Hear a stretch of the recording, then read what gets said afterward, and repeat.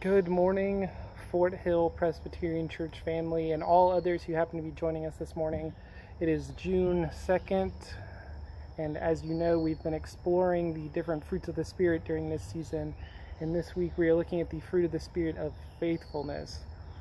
And if I'm being particularly honest, the fruit of faithfulness has always carried with it a kind of connotation of it carries with a little bit of a connotation of shame.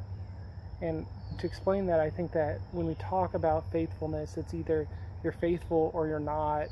If you doubt, you're not faithful. If you are not faithful, then you're in the wrong. So that means if you doubt, you're in the wrong. So I know that for so many, myself included, that really forces us to wrestle and question what it means to be faithful. And I think that when we think about that, it kind of takes away what it means to be faithful. It kind of takes away all of that, turning it into this negative thing.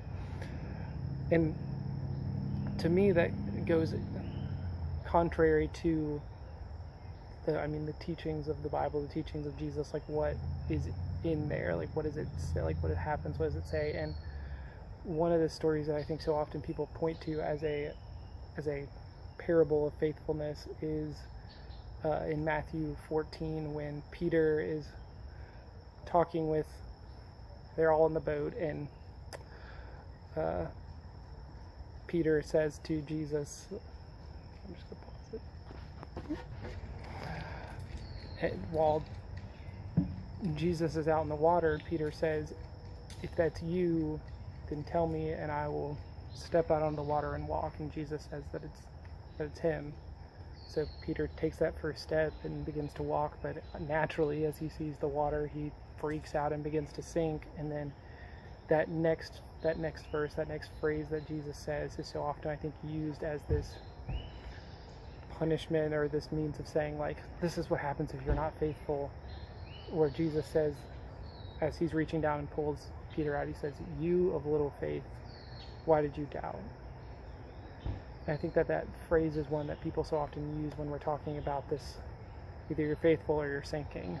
And I think, to me, that wasn't an adequate interpretation of that, an adequate understanding of that scripture. And it wasn't until I came across an interpretation by a New Testament professor, Dr. Stan Saunders, who is actually happened to be one of my New Testament professors at Columbia.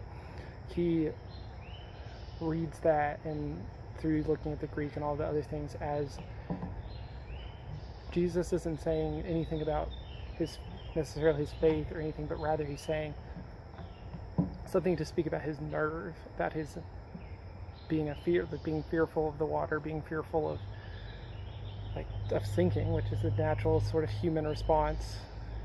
And I think that reading to me is so much better to me, because I think that it says that when Jesus reaches down, he's not saying, you didn't have faith, that's why you sank. He's saying, you were afraid and I'm here. Because if you read through that scripture again, that whole story again, Jesus reaches down before he ever says anything. Jesus reaches down to Peter and reaches down and pulls him out of the water, and it's like, you were afraid and I'm here to pull you out of it. And I think that is something for me that really allows and invites us to be able to doubt and to question, and saying that that's not a negative. It's not something that cuts us off from Jesus. It's something that is expected, and Jesus expects that from us. And when we do that, and when we do things that we believe separate us from God, Jesus is standing there saying, no, like, you're human, I'm here, I'm like, understand these things. And I think that's something that's comforting about faithfulness. Will you please pray with me? Dear God, thank you so much for always being present, for when we question and when we doubt, you are still there, and you never leave our side. Even when we feel that you have, we know that you are still there, and we just pray that you continue to remind us that questioning and doubting is not bad. It isn't going to separate us from you. We just continue to pray that you remind us that we are loved at all times. Amen.